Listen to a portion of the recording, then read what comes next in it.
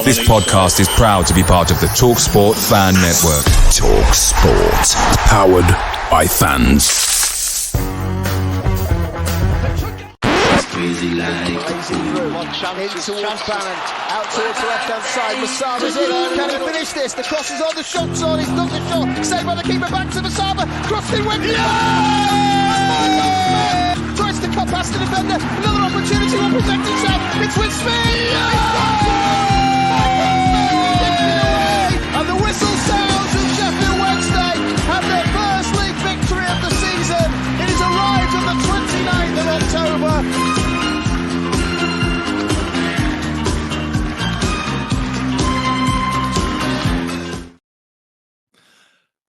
That's good, that, isn't it? I enjoyed that. Ladies and gentlemen, good evening and welcome to another episode of the Wednesday Week. My name's Dan Fudge, and tonight I'm joined by Blair, Stevie and John. We do have two games to talk about tonight, but I can imagine one falling by the wayside quite significantly.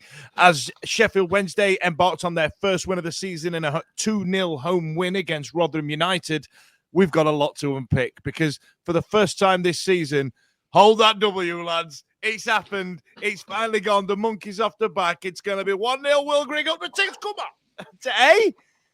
Hey? Blair, how's the hangover, pal? All right, son? Oh, you're back on it. Yeah, I want the hair of the dog. Good Lord. Is it hair of the dog? Hair of the dog. Hair of the dog. Yeah. Hair of the dog that bit you. I've misjudged another bottle of whiskey, and now I've got a massive glass, and I thought that was going to be a double. So. Well, I wouldn't want it any other way. Now, normally this is the point of the show where I'd go, hey, we've still got Plymouth to talk about. But, long story short, we looked like there was something better going off in the first half. Then we decided to shit the bed later on and forget how to kick a ball and do a football. However, walking into Hillsborough on Saturday, I was a little bit concerned. I wasn't concerned. I was optimistic as shit. I was like, this is happening. This is taking place. Stevie, tell me about the first half of your day. Go on. Tell me how Sunday went for you. Oh, it was great. I've set off for the first time in 2 years without my daughter. So Molly was at a party yesterday, so she couldn't make it, and it felt. Well, honestly, she's banned from coming now. So if she didn't go, she's now the bad omen, right? Yeah, she's the bad omen. So I got rid of my daughter. I got rid of one kid and picked another one up walking down Erries Road because I bumped into Blair who bought me dinner. So that was nice. But yeah, the whole thing, the whole sort of, I don't know. I had a vibe, and I know we're not referencing Plymouth too much. We were better against Plymouth. We were better. I said it last week. We were quite good against Watford. And it definitely feels like there's been some sort of change in the mentality and the outlook of the club. I think from my point of view, it's the fact that we've recruited a manager and then paid out for coaching staff that are of repute, and we recruited somebody else in Chris Powell, who his last two positions were at Tottenham Hotspur in England. Before I think you're forgetting he was on commentary on Ted Lasso as well. So you can't. Right. That's where he's getting all his insight from. Yeah. But it's just led to a sort of a feeling that this might be all right. And as I said, Watford and Plymouth was good in terms of relative performances. But for me personally, I think I said it on the chat, and I've said it privately. I was very, very confident that going into the game yesterday, it was win or bust, really, wasn't it? But I didn't doubt that we were going to get something out of the game. I was actually, you're right there. Yeah, I'm dying. Blair tied me out yesterday in a Roadhouse. No way. Roadhouse. Yeah. But we I just felt going into it that we were going to get something out of the game, and Rotherham's sort of. Their track record away from home isn't great, so it was all on the line for us. But I think if anything, we actually overperformed. I thought we were absolutely outstanding, and I think people will be brilliant. It was unreal. The change in football from the last time that I sat down, and forgive me, I can't remember the last home game that we went to. It might have been Sunderland, but we were absolutely we were a different kettle of fish totally. And it's the same players. That we're talking about and revering so much. And I know we'll get to it. Blair will be falling over himself to talk about Masaba, but I've been absolutely underwhelmed by the bloke. And yesterday, he was channeling his inner 1987 John Barnes, weren't he? He was absolutely ridiculous. Well, I tell you what, I thought it's been. I mean, John, going into the game, did you have the same optimism as Stevie? A little bit of trepidation, purely because they've got a reasonable record at Hillsborough, Rotherham, over the years. So there's always that fear back in my mind that, you know, they might come and get something again, given you know, past records and stuff. But it was a must-win game. We simply had to win that game, because otherwise we just couldn't. I mean, we're cut adrift as it is, but you know, the fat lady's warming up her tonsils if we lose that one, isn't she? So you know, we had to win. I could, from the Plymouth performance, you could see the ideas that he's trying to implement are coming to fruition. You can see how we're trying to set up and how we're trying to play. Although I do believe he changed it a little bit. Went to a back three, if I'm reports are correct, at Hillsborough. So a little bit of trepidation, but I thought if we can go at them at home, have that impetus and go at them early doors, and get on top early, then we could probably have a good chance of winning the game. And by all accounts, that first half, it should have been done and dusted. It should have been 3 or 4-0. It absolutely should have been 3 or 4-0. Yeah. And then there was a header. There was a couple that went spannering wide. Blair was very Blair came and sat with me on Sunday, and he was very quite forthcoming in the feedback about making sure that you'd hit the target, Blair. Yeah. I mean, the goal's massive, isn't it? I mean, that was the Windass one. You know, when the Windass passage of play, when they had the ball, Rotherham were pressing us, and then they just passed it out of the back like Bayern Munich, and then Bannon played the perfect ball down for Masaba, who then picked out Windass, and I mean he should hit the target, shouldn't he? He put it over the bar, and it would just. I mean, me and you sat there going, "Who are these pricks? They haven't won a game yet, and they're passing the ball like this." Me and you. The confidence they were playing with was like they were top half. It was crazy. Like I couldn't believe what I was seeing that first half. Really, the patient passes that we played, I thought were incredible. I've not seen that football from Sheffield Wednesday in a number of months, and then Masaba decided he was good, like you said, channel his inner John Barnes and go tearing down that left-hand side. I tell you what was interesting, Blair. I thought Reece James played really well. I thought he was great. But some people I can't believe he stayed on pitch. I found that really weird. I know. What were they watching? And another, I thought he was great again. I thought he was very calm on the ball. I think he's a great footballer anyway. He gives me Kieran Lee feels. Like I think he might not have clipped Kieran Lee, but that's what, when I watch him play, that's what I feel like. I feel like I get the same feeling when I watch Reece James as I did when he watched Kieran Lee, and I absolutely loved Kieran Lee. There's a tenacity about his game, isn't there, where he chases after everything, and it's really refreshing to see.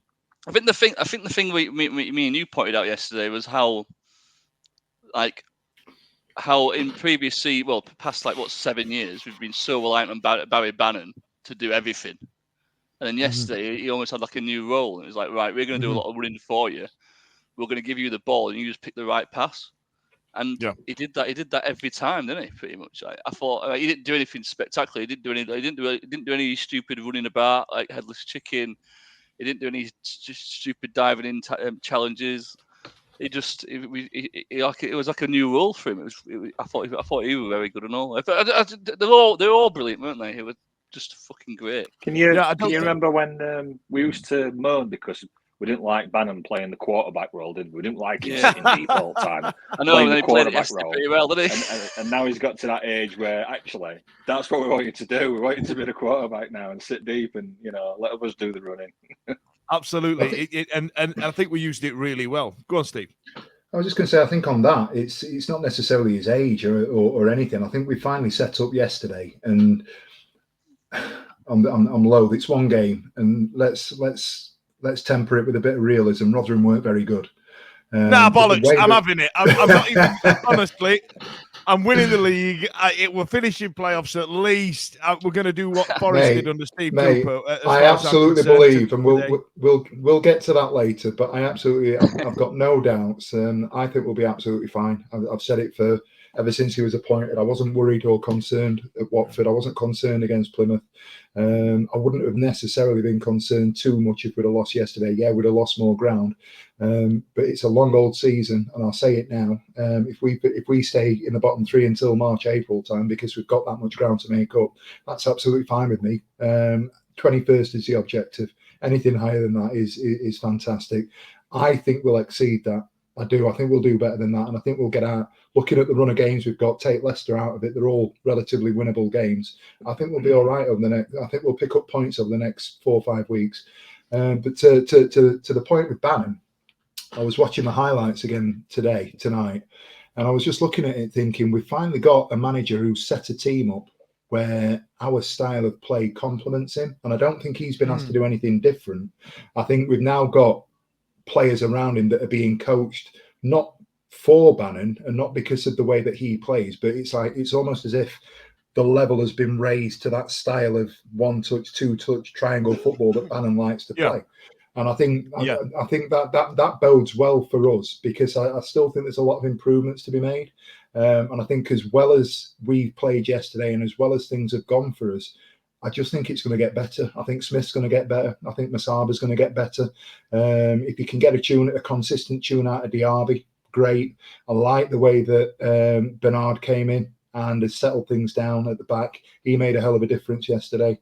I think Iorfa's hitting that peak sort of level that he was at when under the snake, because he was an outstanding player when he first came in. And you know, those early days under Monk, I thought he was excellent. And we were talking about a player that was potentially a £2-3 million player back in those days. And he's fallen off a little bit. He has, but I think yesterday and under Röhl so far, I think he's shown that we've got that potential there for him. I'm excited by everything at the minute. I'm genuinely excited about where we're going to go with this.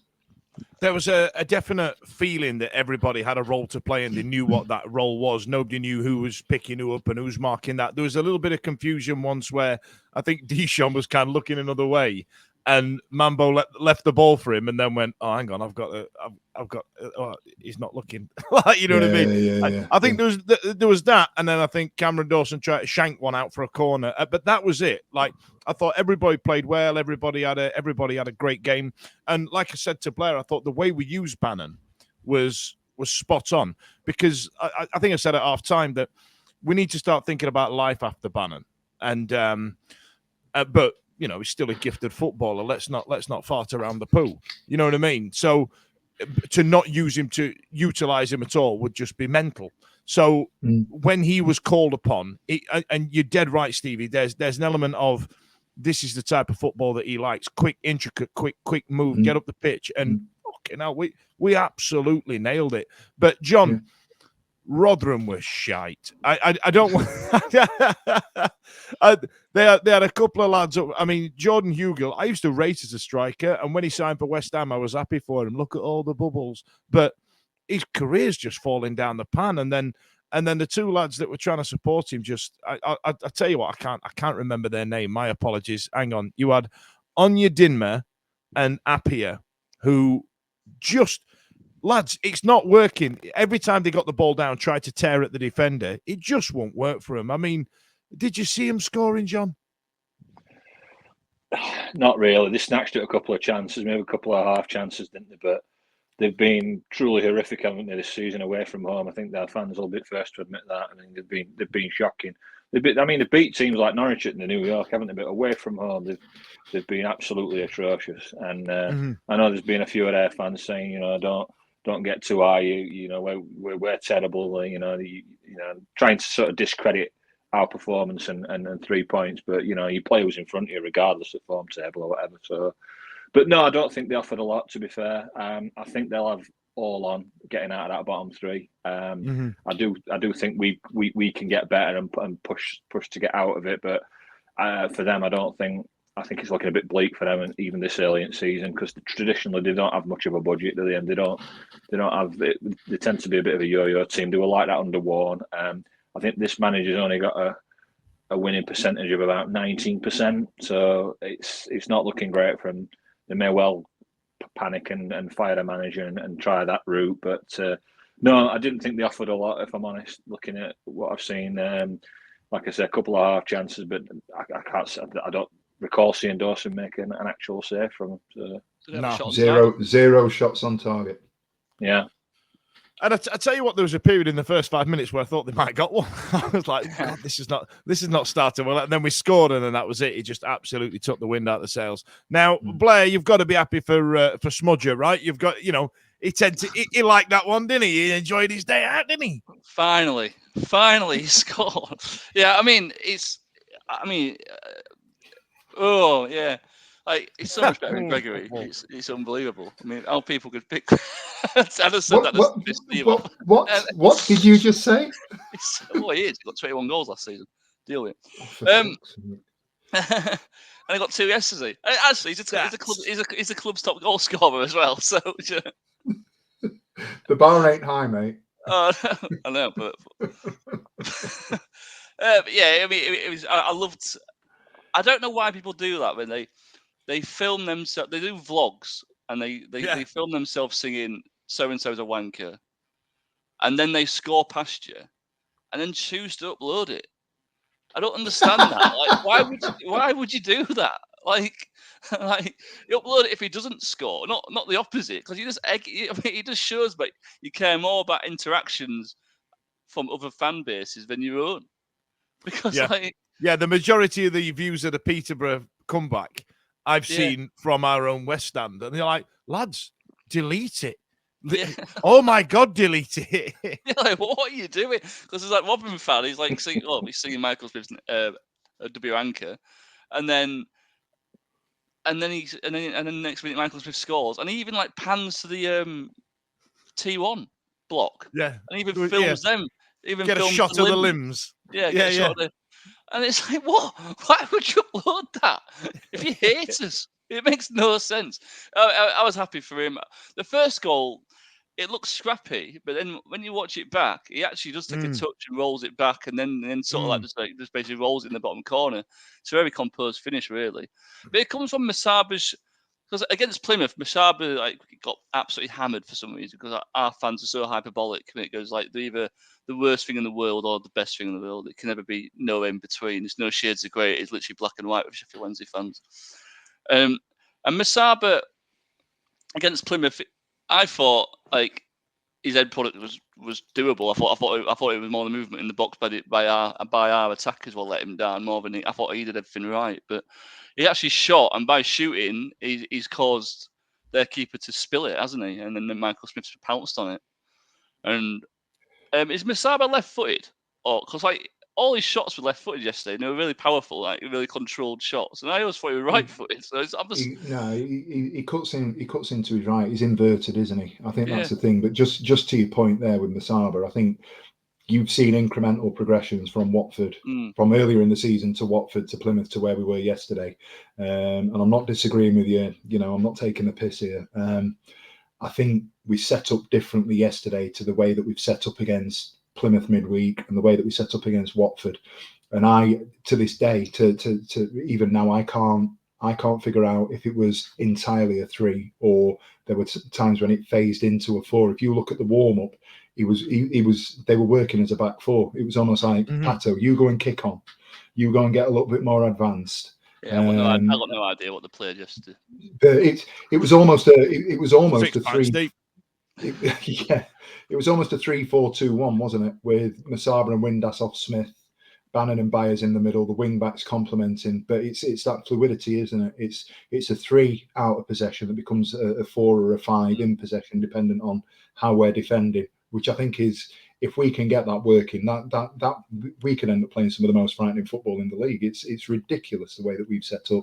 And I've listened tonight just before we've set. Sky have had Bannon on. And he's just waxing lyrical about Danny Röhl. He says I think he said, I'm 33 years old now.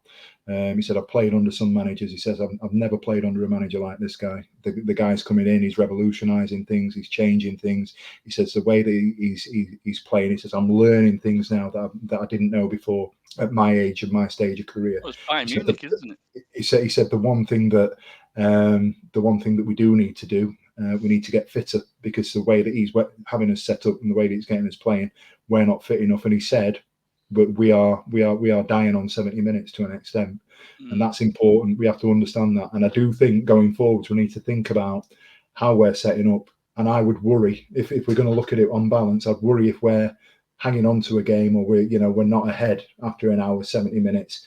Do we have the legs to kick on and get another goal, or to get back into a game when we've literally run our bollocks off for a game and a half, or a half and 70 minutes? Are we a half and 70 minutes? What does that even mean? I don't know. Sorry. It's like when people talk about turning a phrase. I don't know what that means. It spoiled a good point I was making there, really, didn't it? But yeah, Bannon's point is we need to get fitter, and I think everybody identified that under Chisco we weren't fit enough. And I'd heard rumours where people were saying that the training wasn't right and we weren't fit enough. If this is what we can do inside 15, 16 days, it's such an exciting period to be a Wednesday night. It really even is. With the league. Yeah, it's weird, isn't it? And take the big takeaway I had, John, from that game: 58% possession. I can't. What is happening? Yeah, absolutely. Because under Cisco, we were getting. I think I've lost you there, John. Yeah, it did break up a bit. Yeah, 50-odd% possession, a marked improvement in it. I mean, under Cisco, we were getting like less than 30, weren't we? Sometimes low 20s in certain games. So yeah, it just shows the style is there straight away. He's implemented this style and the high press, which we've just been talking about, and how you have to be really fit for that. And I think that were illustrated in the Plymouth game, not to go back a step, but that's when it started to drop off, didn't it? After the 65-minute mark for us, we didn't quite have that fitness. So we're obviously implementing that style, and you could see you brought it again to the Rotherham game. We dominated with the ball with 58% possession, as you said, and more shots on target.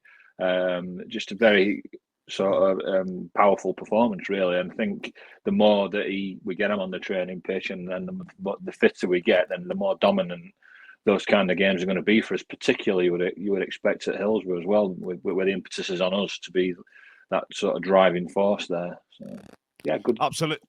Yeah, it's very good. Now, the one thing that came out of yesterday, and I've got to give them the props. The DJ at the stadium, like as soon as the game finished, it was all a big rule/roll playlist, and I think in one of the comments on our Wednesday week Twitter feed, he's actually posted the playlist. So I'll be downloading that. Forthwith. But did anybody else all day, like literally, you'd just sit there and all of a sudden, she's crazy like a fool. It's tattooed on my brain. That'd be it all day. Somebody would go, Fudge, I'd go, she's crazy like a fool. And then there'd be a load of dads behind you going, bum, bum, bum, bum, bum, bum, bum, bum, bum, bum, bum, bum. I honestly, I feel like that is one of the greatest things ever to come out of the appointment of this manager. Well, all right, the football's all right and all, and we've got our first win under him. But that bit there, that song, like all day at work, it's all I've said to people. It's all I've said. Are you all right, Fudge? She's crazy like a fool.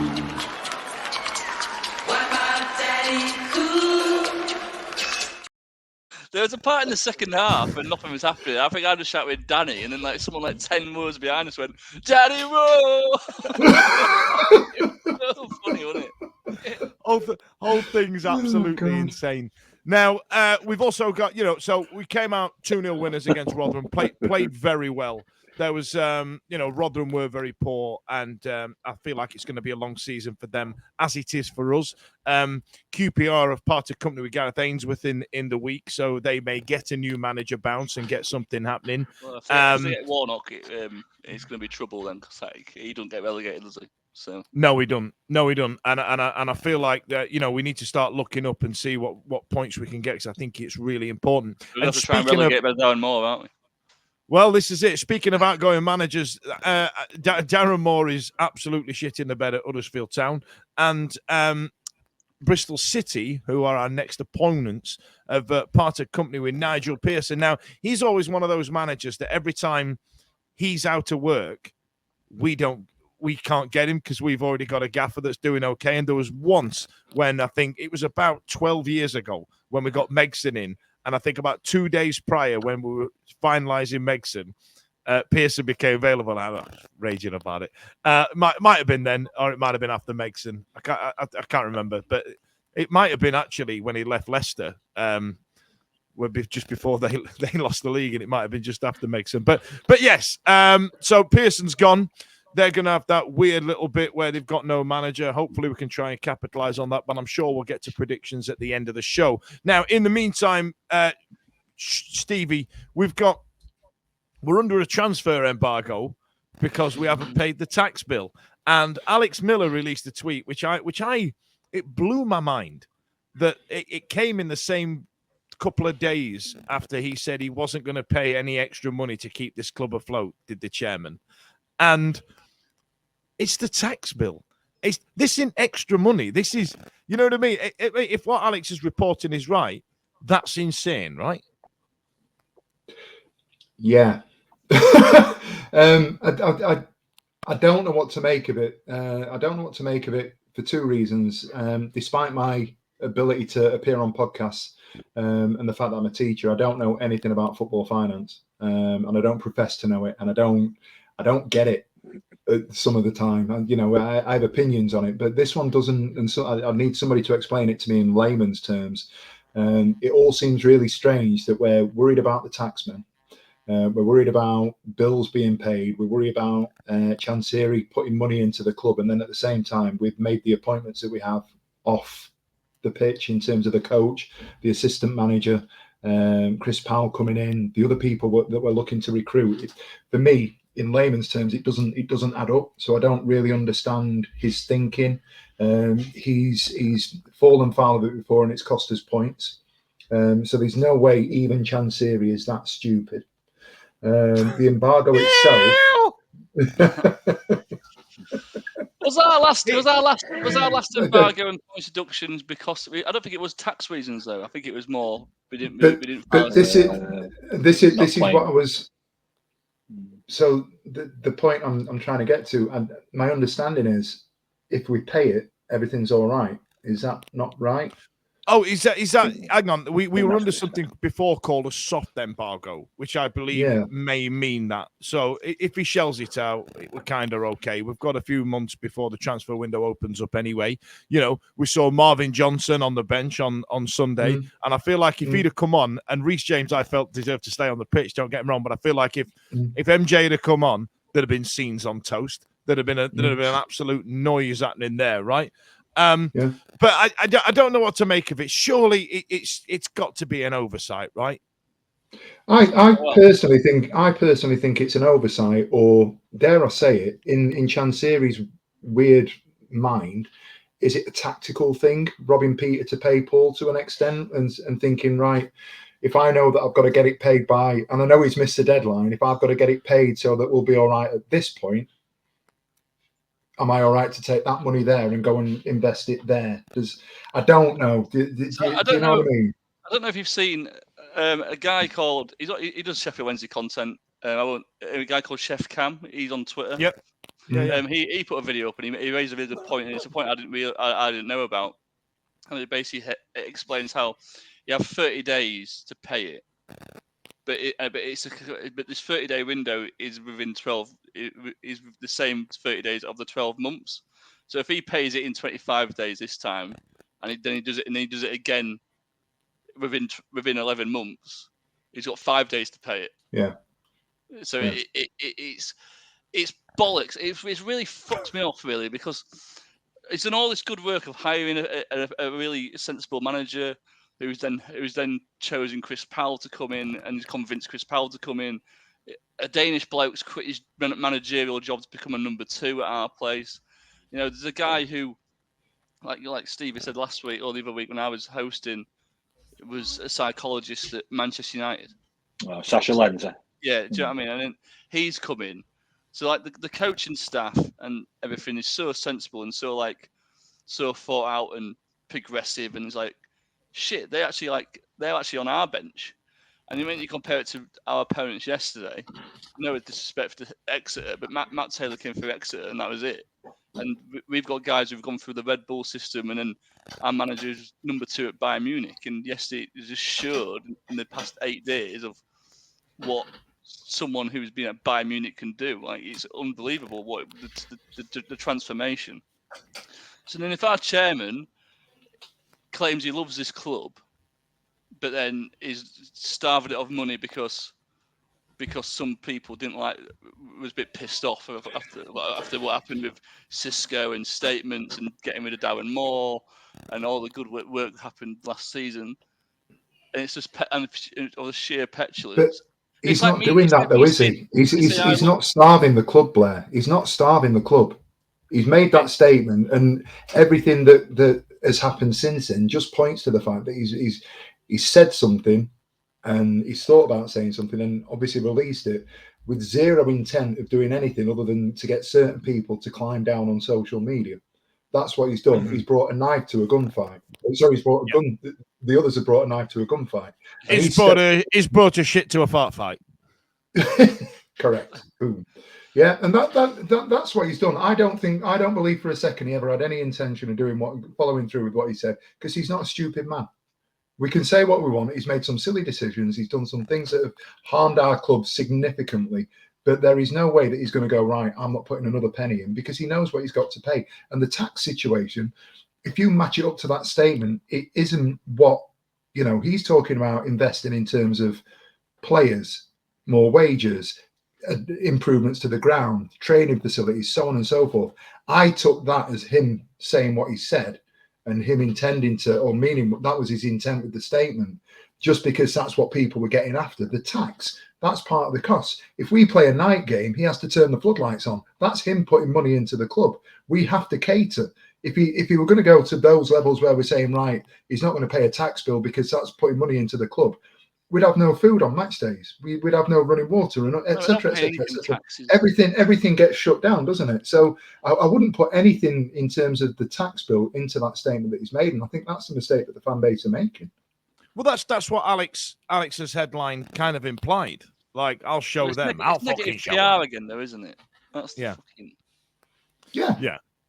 that's it. Especially now. I just hope he doesn't fuck it up. Now we've got the W. Now we've got a big dub, as the kids say. You know what I mean? I'm hoping that he just goes back into his hole and just keep putting the money in. Stay over there. Stay over there. If it's a financial burden to him, and because being a football club owner in the Championship or Premier League, if you're not in the top 6. It's mental. You don't make any money. You just bleed in millions of pounds. I don't understand why people do it. It seems like a tax fiddle. There must be a tax break in it or something. I don't understand why. But if it's a financial burden to him, just sell it. I don't I don't get it. Like, why would you want it to fail?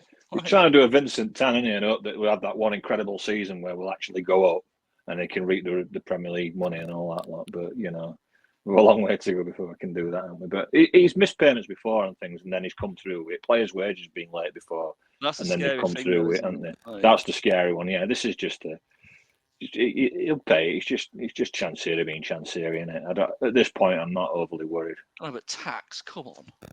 It's like every business has. Yeah, every business owner has to pay tax. It's just like every person on the planet has to pay tax. I think Stevie might have it there. I think it's a play. I think it's a play to like. Have you noticed most jobs now used to be weekly pay are now fortnightly pay because it stays in the bank an extra week for a bit of interest and that type of thing. It's got to be something like that. Like if I miss the tax deadline, I've got 30 days to pay it. In the meantime, I can pay Bannon for a week, and then it'll come off a different period of trading. You know what I mean? It'll be something along those lines that we're not clever enough to dissect. And you know what? I wish we had somebody clever enough to do it. We should have thought about that before we started recording. Now, it could even before we move on, it could even be related to appointing a brand new management team. Could well be. Do you know what? We've spent the tax money on getting Danny Röhl in. I'm all right with it. She's crazy like a fool. I'm all right with it. I'm all right with it. I'm all right with it. Now, Now, Stevie, you were the one that did this line up here, and you've got reasons to be optimistic versus one swallow doesn't make a summer. So this is your segment. Go for it. What do you reckon? What was the question you were asking? Do we get carried away with Sunday? Is Yes. it a one-off, or is it a change? Is it a sea change? Is this the start of something, or do we go to Bristol on Saturday, shit the bed, and everybody says, "Oh God, we're going down"? I'll throw it open. It was my question. You guys go for it. Dan Fudge Wednesday week. I feel that it's going to be a long old season. I don't think we're going to absolutely tear everybody apart. Am I getting carried away? 100%. Yes, I am. Because like you said, Stevie, there was bits against Watford and even Plymouth that we saw marked improvement, right? However, if we have a big, long, shitty season, I would happily keep Danny Röhl in charge. I'd be gutted if we got relegated and he binned him out. John? Yeah, I think it's impressive to see an implementation of style come so quickly, and I think that's got to be a testament to his quality as a coach and the people that he's been around. So there's a lot of optimism and a lot of reasons to be optimistic in improvement going forward. It's still going to be a battle, of course it is, because we're still going to go and lose some games. We've got some tough away games and stuff like that. We're still playing catch up. But yeah, definitely got reason for optimism. And I also think that I think we'll see some more younger players come along. Look how Masaba's looking now, and then I think there's still Gassama as well waiting in the wings. You can get a tune out of him as well. Got minutes yesterday. Yeah. And I know he thinks, and I think they both think highly of Kadamata and Puta in the under-21 side as well. So if they come in as well and they can start, getting minutes here and there, and that Puta is a really good-looking prospect. He's like lightning quick, complement one winger on each side and have that threat down both sides. And I agree. Even so far, unless something majorly weird happens, I would happily stick with this guy and let him. You might have to take one step back, take 2 steps forward, and I'd happily do that if this kind of improvement keeps coming. John, I'm just going to side in before we get to Blair on Stevie's question there. I'm just going to side in with the second one. There is a clamour online right now talking about Kadamatri and talking about Puti. And I understand it. Kadamatri scoring goals. Fair play to him, and we aren't. So, it's a match made in heaven. Do you feel like we've ramped up our desire to get him into the starting 11 or into the squad, the match day squad, purely because we know that the lot of signings that we've made that are a bit gash and a bit average, and we know we can't make any signings. So to get new faces in, what it's going to be is it's just going to be, we're going to have to revert to that because we can't name them in the squad. Do you feel like that's why we've ramped it up, or is it because Cads is just smashing goals in? I think there's an element. Naturally, there will be an element of that because of the situation that we're in, and because we've been struggling to score goals, and we see this kid's lighting it up in under 21 in terms of goal scoring ability. We've seen little flashes of Puti here and there in League Cups, etc. And yes, we can't do anything in terms of bringing anyone else in because we're not. There's 2 reasons: one, we're not in January yet, and 2, we don't even know if Chansiri is going to back us in the transfer market come January. So there's a lot of different crossroads there. But for me, it's mainly based on the fact that German coaches and German football in general are really big on youth, and you see a lot of our players in such as players that have played for Arsenal and other academies at Man City. And I know we're not a Premier League team. Don't get me wrong, but they've not had the opportunity, but they've gone to Germany and flourished, haven't they? And players like Jadon Sancho and obviously Jude Bellingham, who's arguably England's best player now and one of the stars of world football right now. So for me, it's just I think they've got an ethos that they won't. They'll put a lot of stock into the youth.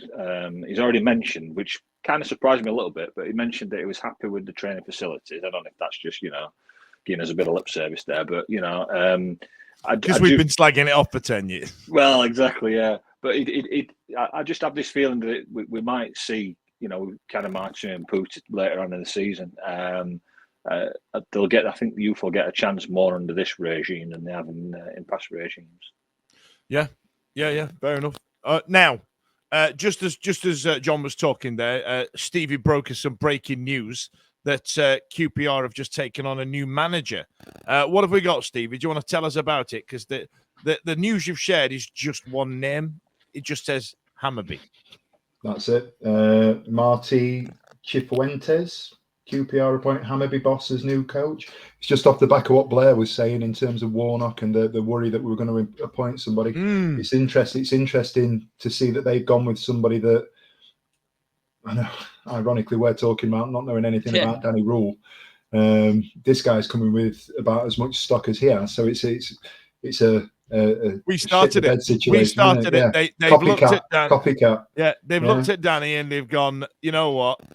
We'll do what they're doing. We're the first team in the history of football to employ a new manager of a young who's young, a young man. So, dear football, you're welcome. Regards, Depon Chansiri. You're welcome. Now, Blair, let's get back to where we were. So, one swallow does it make a summer? How do you feel? I mean, are you getting ahead of yourself, or are we in? Well, it's going to be a long season, or like you kept saying yesterday, up the shag in Wendy's. Oh, yeah, up the shag in Wendy's. Weirdly, it's like because we are bottom and we're so far adrift. It's like he's got to attack every game and try and win every game. And I think it's one of them ones he'd rather win one and lose two than just like draw two and lose one. And I think it's almost like he's got a good gun ho every game because we're that far adrift. Whereas Huddersfield, Darren Moore is probably being a bit more conservative in his game because he's thinking, I've got a bit of a buffer now. But because we're so far behind, what is it, 8 points still? Yeah. He's just fucking going for every game. I mean, look at he attacked Watford, he attacked Plymouth. All right, we shit the bed against Plymouth in the 45th minute. But I think it's exciting. I think we're not going to draw any more games. I think it's just going to win or lose. I think it's just going to be like. So if 1 being Boo Wendy and 10 being up the shaggy Wendy's, whereabouts are you in terms of we are optimistic. We are Ron Jeremy. You're Ron Jeremy. Yeah, we're Ron Jeremy. That's a solid 9.5. Shaggy Wendy's. Honestly, all we do is drink beer and just scream that to each other, and we're just literally out, come on, Wendy's, up the shaggy Wendy's, and then obviously yesterday she's crazy like a fool. That happened a lot over and over again. Honestly, it's all I said. Just sat there, just drinking, going all day. Right then. So, what else have we got? Listen, I want to talk about this because I need to talk about our mate Ash because fucking hell, he's right. What Ash a guy! I've known Ash a long time, right? I've known him a long time. And sometimes he's a big old belligerent knobhead, and other times he's an absolute animal. He's gonna. I'm gonna piss him off by telling you this. The geezer can get a can of lager, right, and just squeeze it, and it's gone. Like it can just inhale a bit, like it's all right. I don't think I've seen him do it in the last 8 or 9 years, but I know it's in there in him. But he's also got this side of him, right? Now he was also a governor at a school, and he gets involved in community stuff as well. And when we decided to try and somewhat monetize this podcast, we don't charge people for it, but there's ways and means of donating to it. He was very vociferous in making sure that we gave back to the community. And then when the ticket prices came out, he just decided he was going to get involved. And so he wanted to try and so the raffles that we did at the start of the season made it, made a couple £100. And so Ash went to the women's supporters group who were the ones that raised what was about 30 grand for the Bradley Lowry Foundation, wasn't it? After those two bellends were just waving pictures of him around, thinking that that's funny. And so what he did, he reached out to the women's supporters group and he paid for 10 tickets for people to go and sit in the Kop. Now, if that were me doing that, I'd have just sent him an email and gone, there's your tickets, have a good day, right? That's what I'd have done. That'd have been me. I'd have been fine. I've gone, look at Dan Fuzz, look how great I am. And I'd have shouted about it all over social media, like, look how fucking wonderful I am. I am the fucking best. I would have done, right? But what Ash did, he not only got the tickets, he then he drove to the club shop. Now, Ash lives, on the outskirts of Rotherham, right? So we're talking, far side yeah, as well. It can be a good 45 minutes to get to Hillsborough on a shitty day, especially given that every single day, I don't know what you lot do up there with the M1, M18 junction or the viaduct. I don't know what you're doing, but it's like everybody gets to it and goes, I'm going to break down here. And I don't know what happens. So anyway, he's gone to the club shop. He's bought 10 scarves. And then, this is the best one, he sat in front of his computer and he's made a Wednesday week activity book. So it's got like colouring in things, something for the kids to play with, you know what I mean? And it's clear that Ash has got kids himself, and as well as Steve, trying to take young kids to the football. Designer shirt, maze, word search, colouring in page.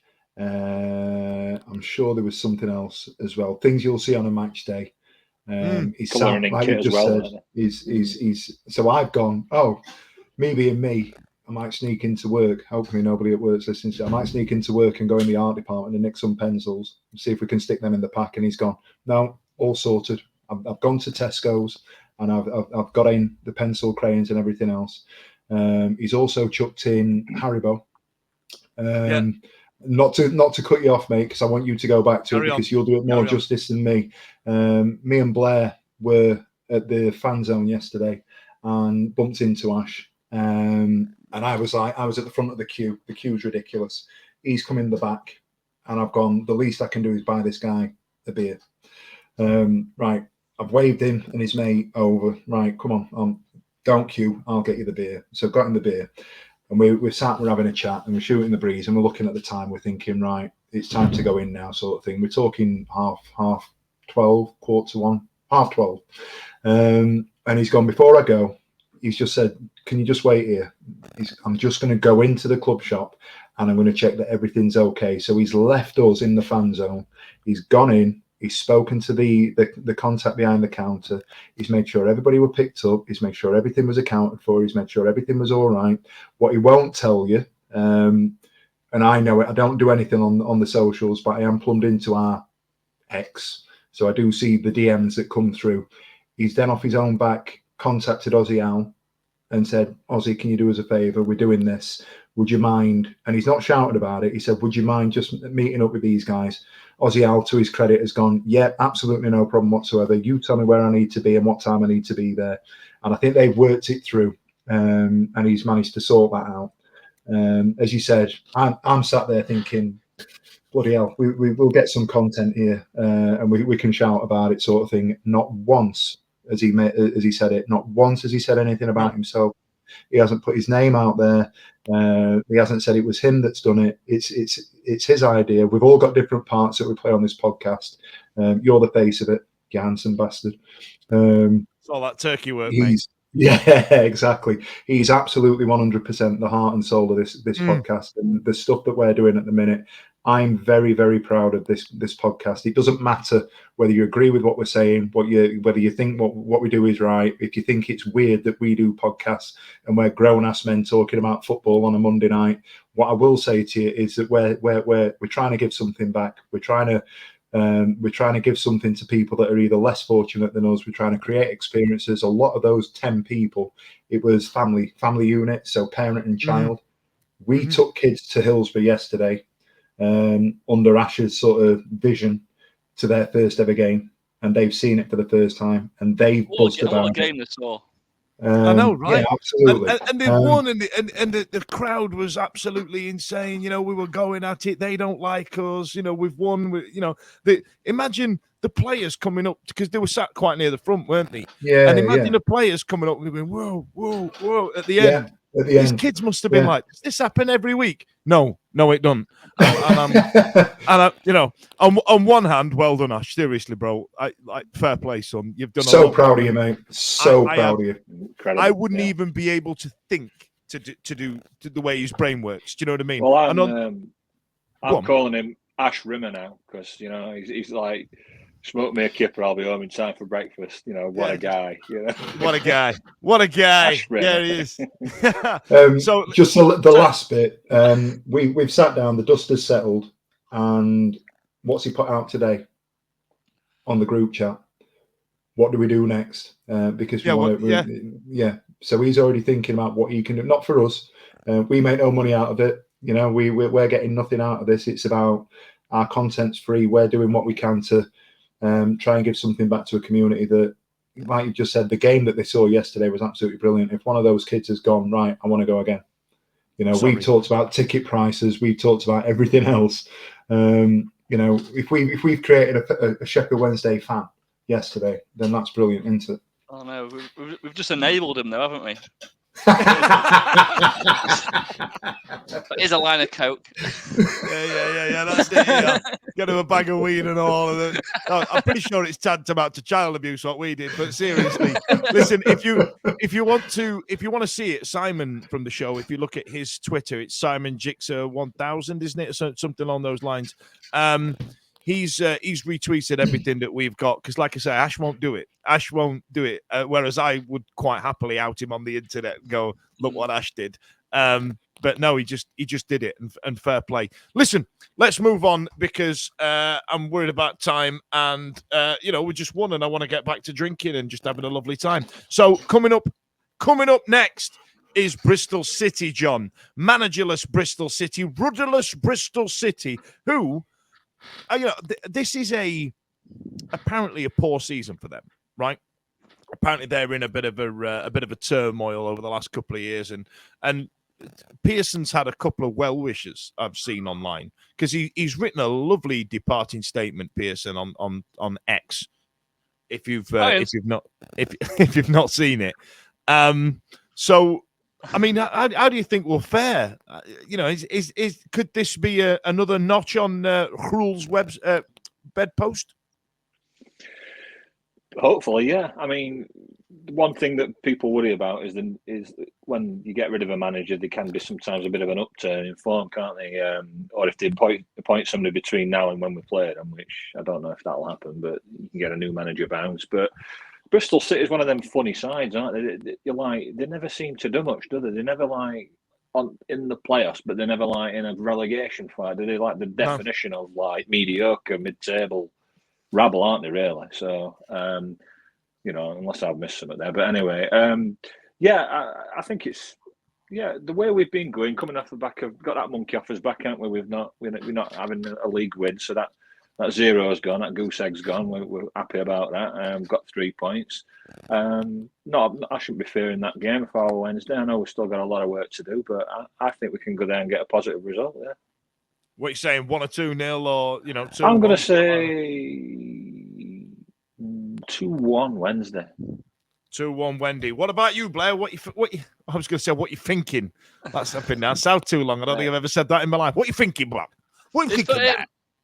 It's weird at Bristol, because they're a product of this league being broken, because financially the Championship's just all over the place. I mean, their owners, a multi-billionaire, is absolutely fucking minted. They had that one season, and the infrastructure they've got around that club is spectacular. Yeah. And they had that season where they invested heavily that one season. I think they paid like £8 million for Herbie Kane or Todd Kane from Chelsea, like a right back. And I can remember just thinking, what, 8 million quid for a right back? And it was that season where they got to the League Cup semi-final, and the Man City beat them, and they had like an Aidan Flint and a great game in the home leg at Ashton Gate. So they're just suffering from what a lot of clubs are suffering from. Like, you spend a lot of money, and then suddenly you get told you can't spend anything now. So it's paid for what feels like 10 years. Because we Yeah. spent money 10 years ago, or 7 years ago, and we still can't spend money now, apparently. So it's a weird one. Like, we looked at the table, didn't we? Because Pearson left when we were in the car on the way to Roadhouse. Kick. And we went to a pub, lads, called Roadhouse, and obviously because of the Family Guy sketch, we were going to solve all the world's drinking problems by kicking. So everything was kick. Roadhouse. Danny It's Röhl, always wasn't it? said and did. If you do want to go to the Roadhouse on Stag Roundabout, it's top banana. Yeah, it was good. So. I mean, we looked at the table and we saw Bristol City were like mid-table, and we both went, well, what do they expect as Bristol? What's Bristol City's like ambition this season? Because I would have never, no one's tipped him for playoffs. And, I mean, it's not like it's an unsuccessful season. So it's a bit of an odd one. I think Danny Röhl. I think we're on a roll because of Danny Röhl and he's cool. Oh, It annoys me about getting the new manager bounce because it always seems to happen to us. I don't know. Every club might say it, but every time we didn't get it. No, we didn't get it. Took us about 3 games. Well, Neil Thompson it might be a draw, even though that contradicts what I've just said about we're not going to draw a game ever again. So let's go for a 2-1 win Wednesday. Fuck it.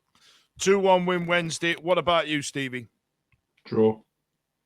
Just score draw, 0-0. Score draw. I'm happy. I think 1-1. I think we need to temper where we are with things. I think looking at the way that we've set up away versus the way that we've played at home on Sunday, it wouldn't surprise me if he's a little bit more conservative on the road. I think that if we are going to be successful in terms of staying up, I think the majority of our points will be gained at home. And I think he'll have a plan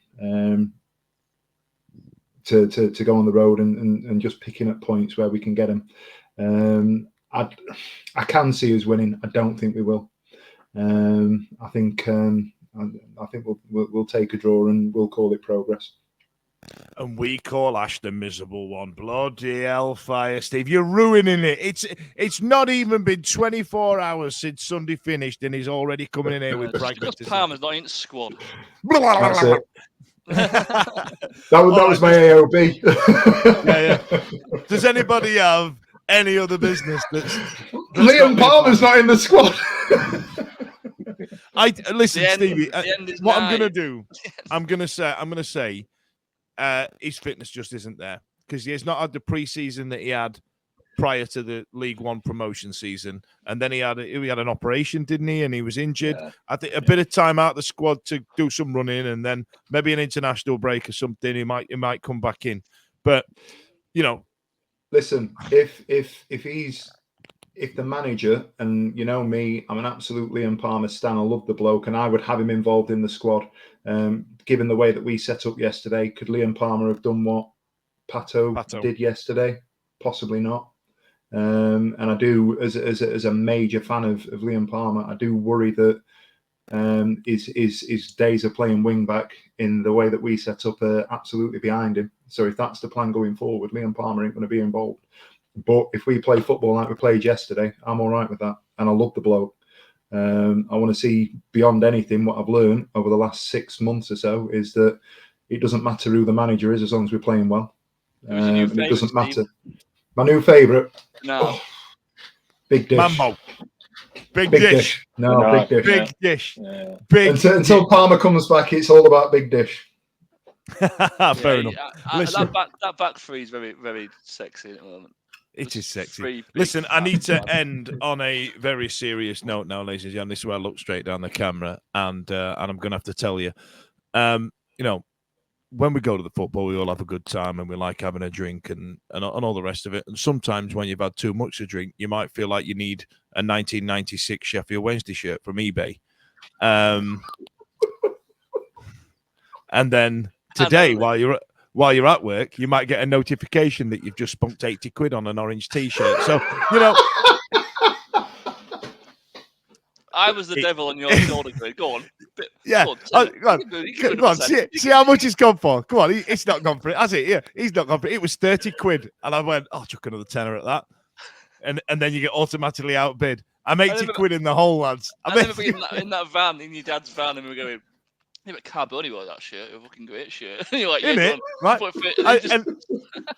Next time you see me, I'm gonna grow my hair out. I'm gonna have a tuba grip on my wrist, and I'll be like, 80 quid, lads. Have a look. Sleeves down to here. Yeah. In it. I'm going to spend someone else's money. Right, listen. Like an orange flying squirrel. Exactly that. I'm on the pitch. I've paid my money for this. Everybody's going to see it. Wednesdays. On the Shagging Wednesdays.